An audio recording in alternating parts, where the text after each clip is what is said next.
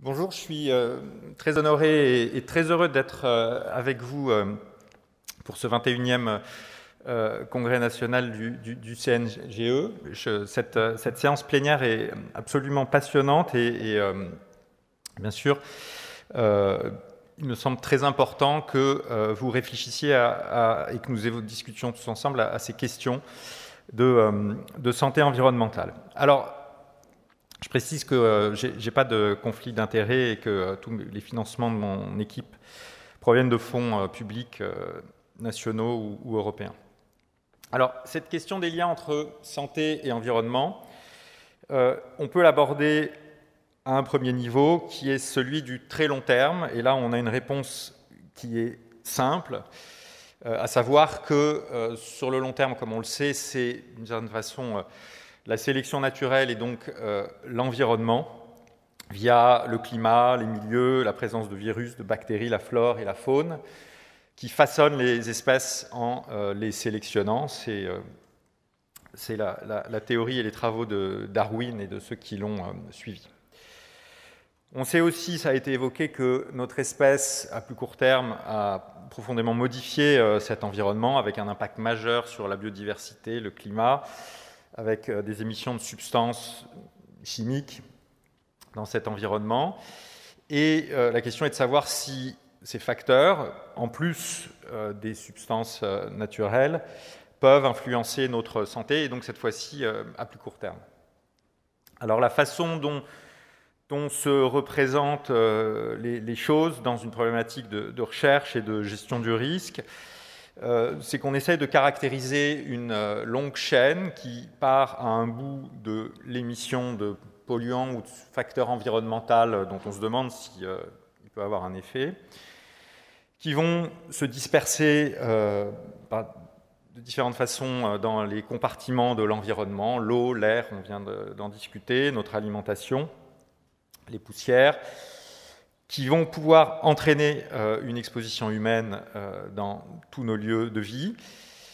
Et pour certains d'entre eux, si elles franchissent les barrières naturelles que sont la peau, le poumon, l'intestin et d'autres zones d'échange un petit peu moins importantes, pénétrer dans l'organisme, se répartir dans différents organes où ils vont pouvoir avoir certains effets biologiques, peut-être entraîner un effet clinique.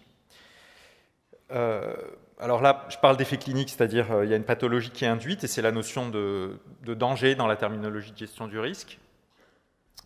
C'est intéressant de savoir quantifier, au-delà de l'effet clinique individuel et du danger, par exemple cette substance est un cancérigène, comme on l'a évoqué pour le benzène, l'impact sanitaire, c'est-à-dire le nombre de cas attribuables à l'échelle d'une population à cette exposition, et en aval, l'impact socio-économique. Et à partir du moment où on a des éléments sur des effets biologiques, des effets cliniques, cet impact sanitaire ou cet impact économique, des mesures de gestion du risque sont prises. C'est fait aussi des fois quand on a simplement des informations sur un impact environnemental. Et cette problématique de gestion du risque, elle est extrêmement variable en termes de niveau de preuve qui est exigé et de délai avant une réaction de nos sociétés face à ces connaissances sur les facteurs environnementaux. Donc on va assez rapidement parcourir cette chaîne. Les polluants qui sont émis sont tous ceux dont on a commencé à discuter ce matin. Des facteurs chimiques, des facteurs physiques, des facteurs biologiques. Je ne vais pas revenir sur les facteurs biologiques après la présentation passionnante qu'on vient d'entendre, mais vous savez qu'il y a de l'ordre de millions d'espèces de bactéries, plus de 10 000 eucaryotes, des centaines de milliers de virus, de nombreux des facteurs physiques, agents ionisants, rayonnement non ionisant ou ionisant, bruit, température, humidité, etc. Des facteurs plus systémiques comme le changement climatique et l'univers des facteurs chimiques, avec probablement de l'ordre de 100 000 substances qui sont produites dans l'Union européenne, en tout cas au moins 23 000 qui sont commercialisées, autorisées et vendues à un certain tonnage, qui est celui qui déclenche une obligation de déclaration dans le cadre d'une loi européenne importante, la loi REACH, qui donc oblige les industriels à déclarer les substances les plus produites. Si on reste dans cette perspective historique en se focalisant sur ces facteurs chimiques, c'est un univers extrêmement vaste pour lequel on n'a pas de classification périodique comme pour les éléments, les corps purs ou d'arbres phylogéniques comme pour le vivant. On peut adopter une vision historique qui est vraiment très schématique pour fixer des ordres de grandeur. Depuis très longtemps, les humains, depuis des millénaires en tout cas, ont utilisé des métaux, ce qu'on appelle parfois les métaux lourds, comme plomb, mercure, qui ont notamment été très utiles pour extraire l'or et purifier l'or et l'argent, la coupellation. Donc ce sont des émissions qui remontent à très longtemps et des substances dont, dans le cas du plomb, dès Vitruve, il y a 2000 ans, on avait des soupçons sur leur nocivité et dont les niveaux ont augmenté du fait de la révolution industrielle, par exemple à cause de l'épisode très malheureux de l'utilisation du plomb dans l'essence entre 1925 et 2000 pour la France.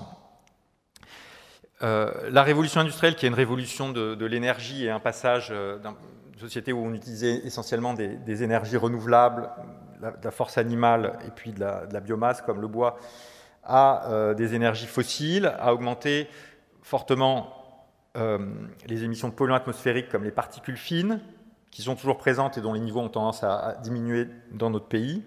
Le dioxyde de soufre, dont les niveaux ont assez fortement baissé à la suite notamment de la crise et des pluies acides et des réactions qui ont eu lieu.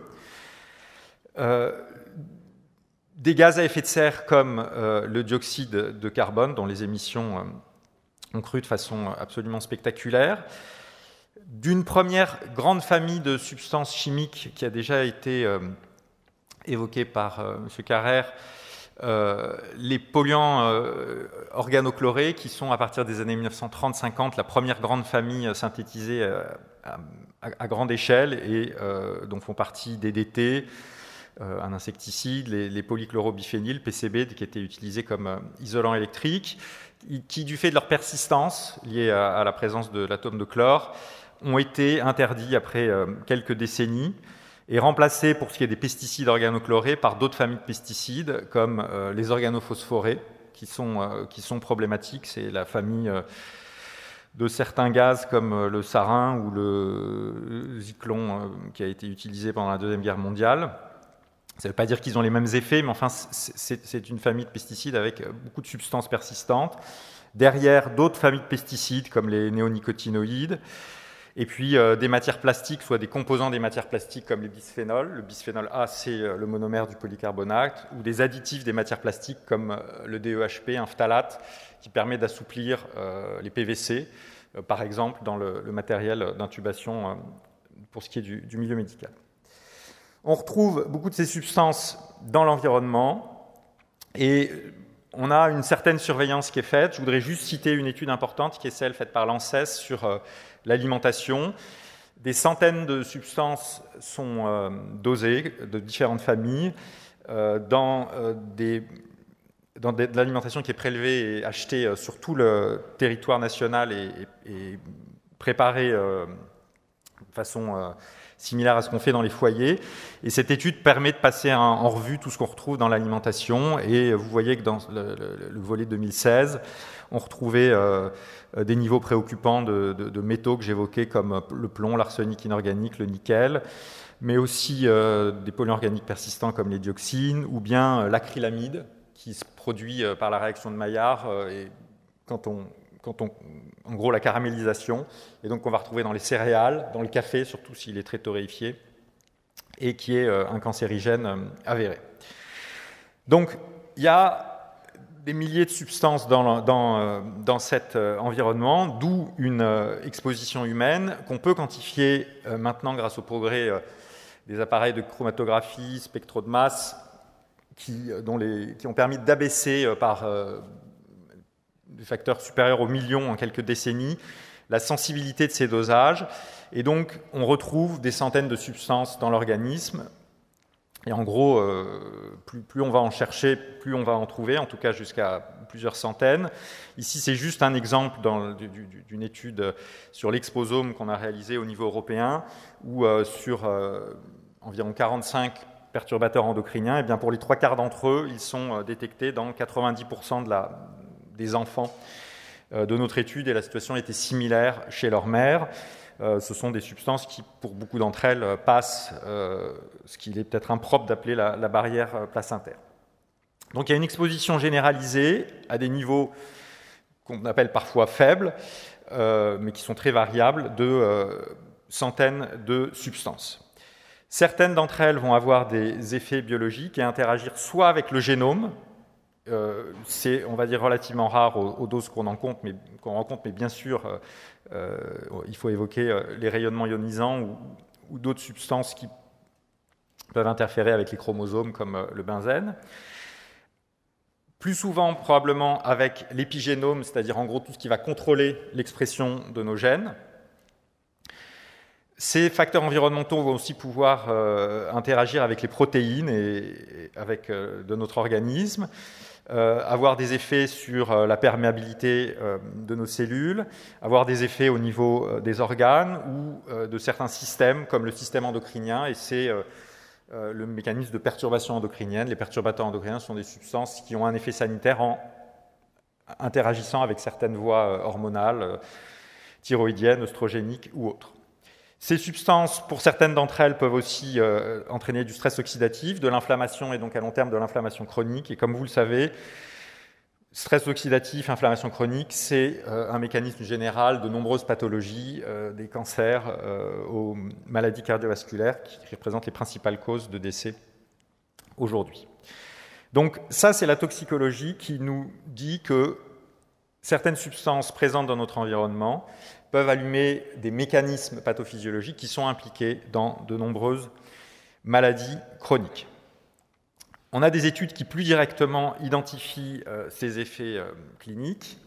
On a aussi des arguments qui sont liés aux progrès qui ont été faits grâce à des investissements colossaux sur la génétique.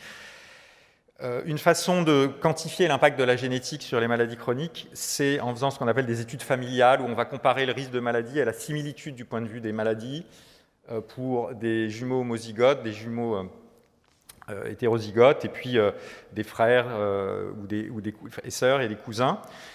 Et ceci permet d'estimer ce qu'on appelle l'héritabilité, c'est-à-dire la variabilité du risque de maladie qui est expliquée par le génome. Et vous voyez que pour certains traits, vous ne serez pas étonné, cette héritabilité et cette influence de la génétique est très importante. C'est le cas bien sûr du diabète de type 1 ou de la couleur des yeux, de la taille, en tout cas dans notre pays où il y a assez peu de restrictions alimentaires. Mais pour beaucoup de maladies chroniques, à part peut-être les troubles du spectre autistique pour lesquels l'héritabilité est probablement de l'ordre de 80%, ou la maladie de Crohn, eh bien, on est plutôt à une héritabilité qui va être de l'ordre de 50% ou en dessous. Vous voyez une estimation qui est plutôt de l'ordre de 50% pour le cancer de la thyroïde, bien sûr de l'ordre de 50% pour l'obésité, pour le diabète de type 2, cancer du sein probablement plutôt 25-30%, cancer du testicule dont l'incidence augmente chaque année de 2 à 3%, même si heureusement il est chaque jour mieux traité et entraîne beaucoup moins de décès. Une héritabilité aussi assez faible, et cancer du poumon, une héritabilité très faible, et la leucémie aussi, cette héritabilité est très faible. Pour prendre un exemple particulier, celui du cancer du sein, ces données qui sont en fait en quelque sorte indirectes, issues des études familiales, sont cohérentes avec les facteurs de risque qu'on réussit à identifier dans des études épidémiologiques et toxicologiques.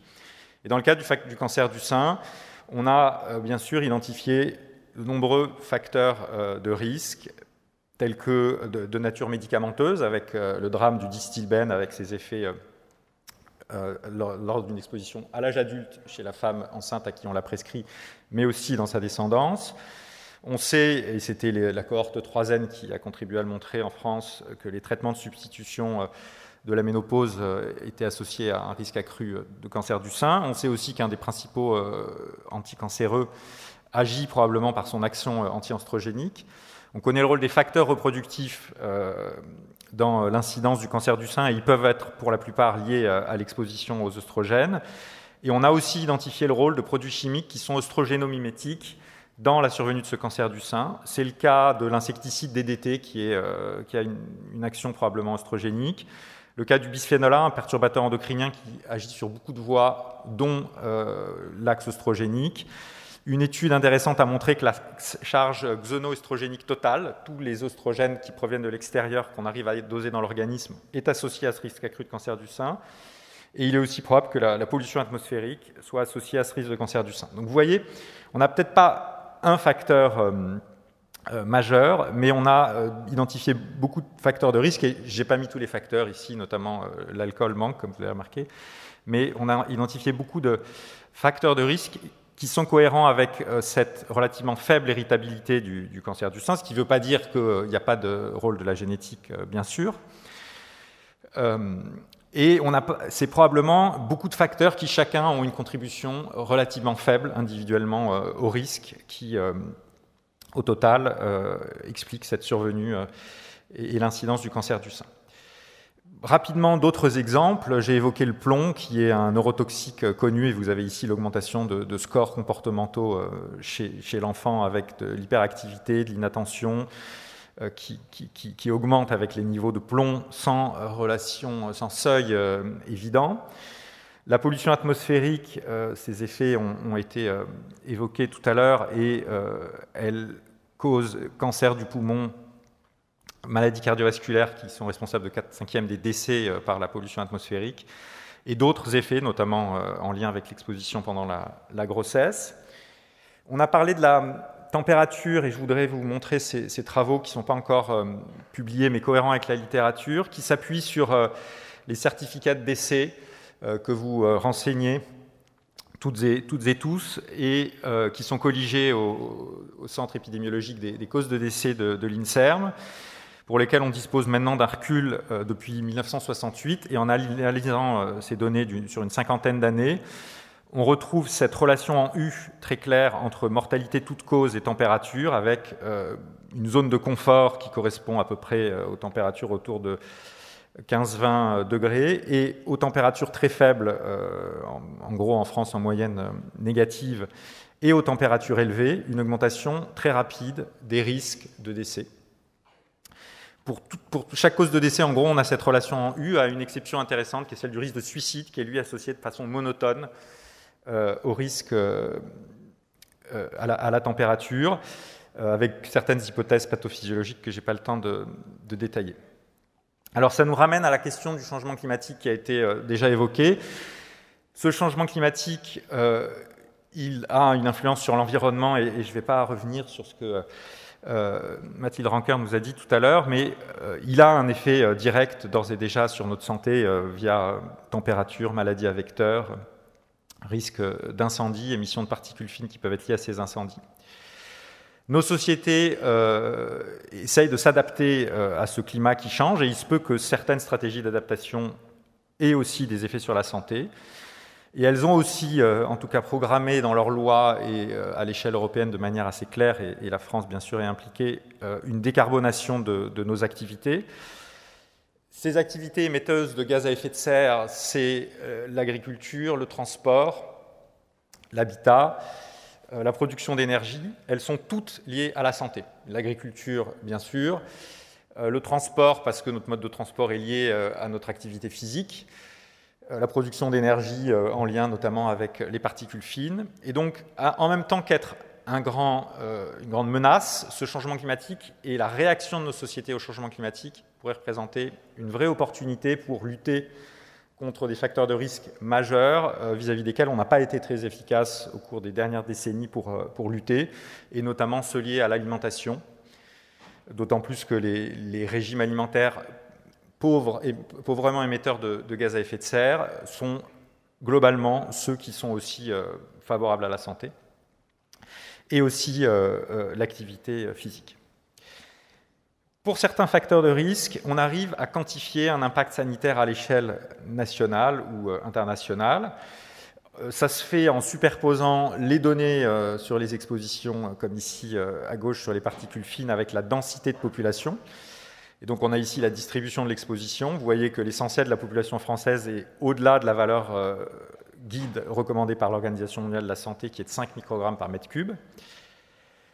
Et ça nous permet d'estimer que de l'ordre de 8% des cas de cancer du poumon qui surviennent en France sont attribuables à ces particules fines. Et on a récemment démontré dans mon équipe, en synthétisant la littérature, qu'il est probable que le cancer du sein soit lui aussi lié aux expositions à certains polluants atmosphériques, dont le dioxyde d'azote est un marqueur, avec peut-être de l'ordre de 3% des cas incidents de cancer du sein qui seraient attribuables à cette exposition en France. Ici, des estimations internationales. Vous voyez 4 millions de décès liés aux particules fines dans l'air extérieur. Encore de nombreux décès liés au manque d'hygiène et une qualité de l'eau défavorable. Là, c'est plutôt les problèmes bactériens. Et puis, peut-être de l'ordre de 800 000 décès par an liés à des expositions professionnelles ou 1,5 million liés au plomb. En termes d'impact, on commence aussi à avoir une première estimation de ce que pourrait entraîner le changement climatique si on n'agissait pas. Je vais être rapide ici, mais vous avez des courbes qui représentent l'évolution du nombre de décès dus aux températures extrêmes sous un scénario dit RCP 8.5. En gros, c'est celui dans lequel on ne contrôle pas nos émissions de gaz à effet de serre. Vous voyez qu'il y aura en Europe probablement une diminution de la mortalité due aux températures froides qui serait un peu moins fréquente. Supposer qu'on reste... pas de phénomène d'adaptation particulier, mais une augmentation plus importante des décès liés aux températures chaudes, ce qui fait que globalement, et notamment dans les pays d'Europe du Sud, on s'attend pour le milieu ou la fin du siècle à, si on ne fait rien, une augmentation de la mortalité liée aux températures. Alors on aimerait pouvoir synthétiser tout ça et pouvoir placer sur un même axe tous les facteurs, ou au moins familles de facteurs environnementaux en termes d'impact sanitaire. C'est difficile, on peut quand même synthétiser les données existantes, et c'est un travail qui est fait dans un projet qui s'appelle le Global Burden of Disease, piloté à l'université de Seattle, ou fardeau de maladie en français. Et ce résumé des connaissances actuelles et qui représente mal certains facteurs chimiques pour lesquels on n'a pas de relation de dose-réponse robuste chez l'humain, vous donne ici ce tableau qui est gradué en DALI, c'est-à-dire en années de vie en bonne santé perdues du fait du facteur.